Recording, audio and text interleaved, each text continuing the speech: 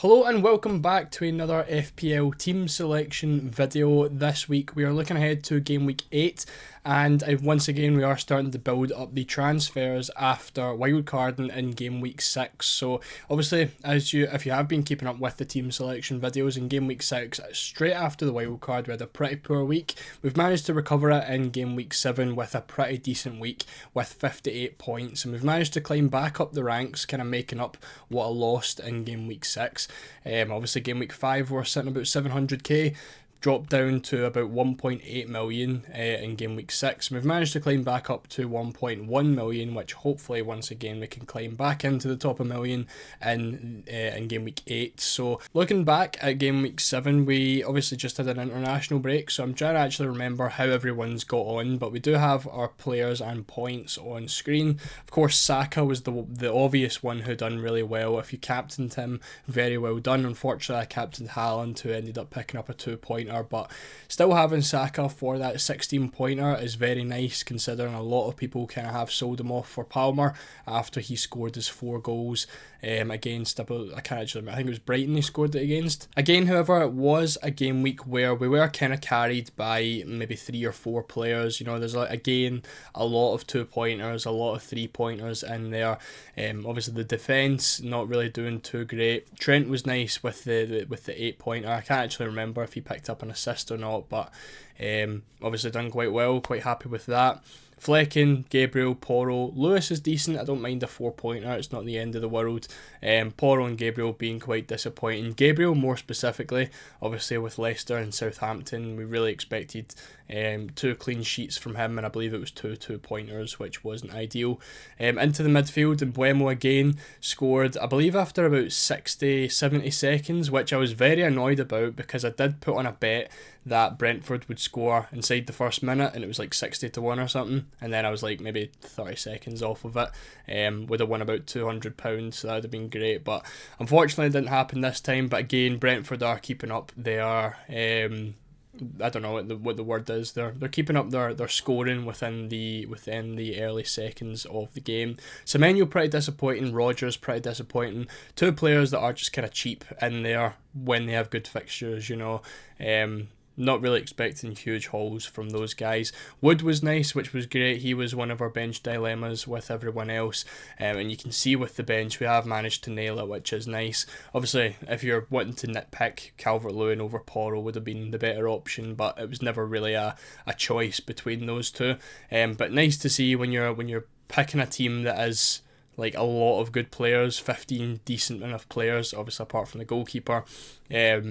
Trying to pick a bench is always going to be difficult, and you'll see it in this video as well. But yeah, Calvert-Lewin blanking, Luis Diaz blanking, Moreno blanking is always nice to see when you've got them on the bench. Obviously, if they're hauling, it's not really great, but I'm kind of just trying to build up team value now. Got enough players that I don't really have to be making transfers, because my players on the bench should be good enough to come into the starting 11 if anything goes wrong. But again, like I said, you'll see that with this week's team selection. So with that being said, let's move on and look at what we're doing. So we're switching things up a little bit with a bit of a rogue formation. We're playing a 5-2-3 this week. Now, we've got the full defence out on show. You can see as well we've got 3 transfers to use this week. And again, I feel like it's going to be a week where I don't really need to use a transfer.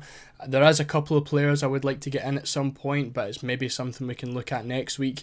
And again, next week we're going to have 4 transfers to use. I did mention that this was the plan. Wildcarding in game week 6 and having a good bench meant that I was going to be able to build up transfers over the long term and hopefully kind of try and keep 4 or 5 transfers for as long as possible, so I never really have any issues with the team.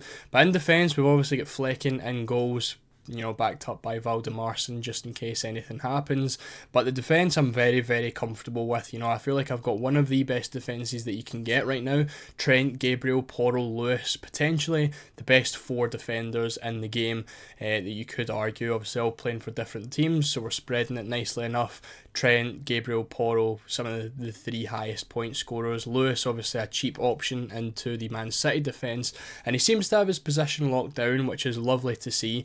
The only thing I'm concerned about is obviously there's Champions League next week, so we could potentially see Lewis either being benched or being taken off quite early on. Unfortunately, Man City play on Sunday this week, so it's just a risk that we're going to have to take, because there's very, very unlikely going to be any leaks before the deadline for that team.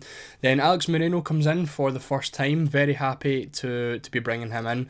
4.4 million, he's only 0.3 more than like a Wout Faes, and he's very playable. He's essentially Aina, but 0.1 cheaper.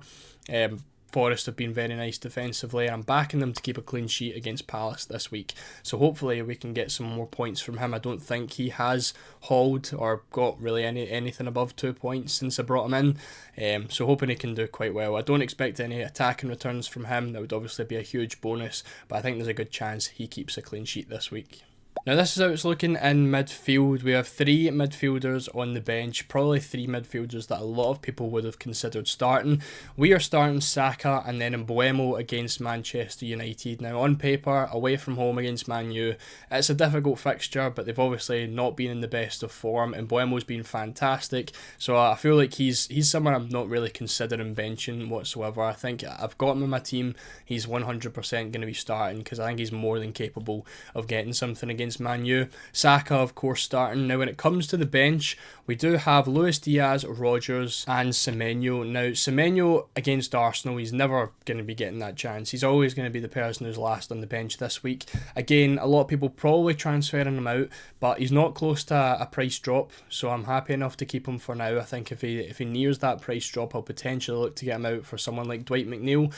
But right now, happy enough to keep him in. Hopefully I can keep the benching past the deadline and not have to worry about his price dropping anytime soon. But in terms of the bench, this is our bench dilemma for this week. We have Moreno, Luis Diaz and Morgan Rodgers. So this is where I was trying to decide who should be in the starting 11 and which 2 should I be benching. So when it comes to their how they should potentially get on, clean sheet odds, return chance, predicted points, etc., Luis Diaz is the one who is kind of leading the way. You can see with the goal odds, he's at 32% chance. However, Moreno is not that far behind with his clean sheet odds. Obviously, kind of trying to compare defenders and attackers is always going to be difficult, but clean sheet odds wise, Moreno is just a little bit below what Diaz is to score, so not a huge difference with there. However, Diaz is still leading the way. In terms of chances of returning, it is once again Diaz again, followed by Moreno. Predicted points wise, it is Luis Diaz. This is from Fantasy Football Hub. Luis Diaz again taking it, followed by Rodgers, and Moreno takes last place this time. This is where it gets a little bit more tricky, because when we're looking at the X minutes, this is where I've kind of decided to go off Diaz. You've noticed him on the bench already. I think it's the X minutes that's putting me off him. Chelsea are, I believe, the 4th best defence in the league.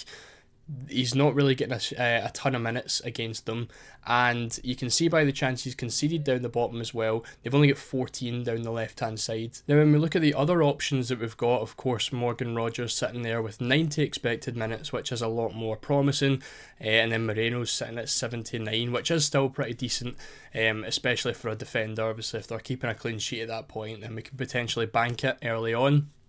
Now again, when we look at the chances conceded, obviously Diaz is looking like probably the worst option for that. Only 14 for the left-hand side from Chelsea. Morgan Rodgers is taking the win here with obviously playing through the middle.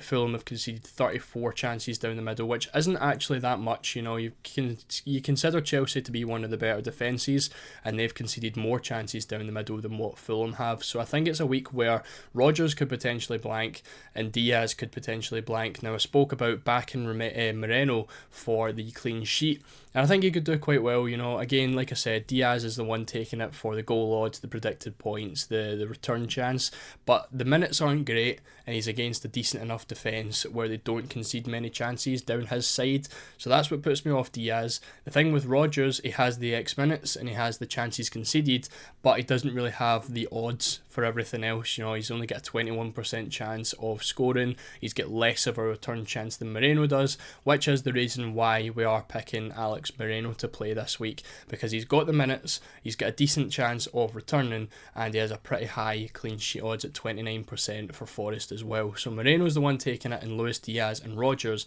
are dropping to the bench this week. And then finally, moving on to the strikers, we have Haaland, Wood and Calvert-Lewin. Now, for me, obviously Haaland is going to be the captaincy. If you've watched the captaincy video from this week, Haaland was the one we have chosen, followed by Chris Wood, again, back in Forest to do quite well. Wood's in some pretty decent form on the penalties as well. Happy enough to pick him. I think he's going to be a long-term hold for me. They've got some nice fixtures coming up as well. And then finishing things off with Calvert-Lewin. I think this is going to be my last week owning Calvert-Lewin. He's not been great since I brought him in. Was kind of doubtful about bringing him in the first place, but he's got that game against Ipswich. Hopefully he can do well. Obviously takes penalties as well, but obviously we've got 3-4 transfers next week in the bank, and I'm potentially looking at bringing in maybe a Solanke, maybe Jimenez. I also quite like the look of Phil Foden as well, so we can obviously make a few moves, potentially getting Saka out, Calvert-Lewin out, and bringing some of these guys in. So that's the transfer plans. This is the team for this week. Again, hoping to break into the top 1 million. If you enjoyed the video, make sure to leave a like. Let me know if you agree with the benchings. Let me know if you're doing anything rogue in your team this week as well. Make sure to subscribe if you are new, and I'll see you all in the next video.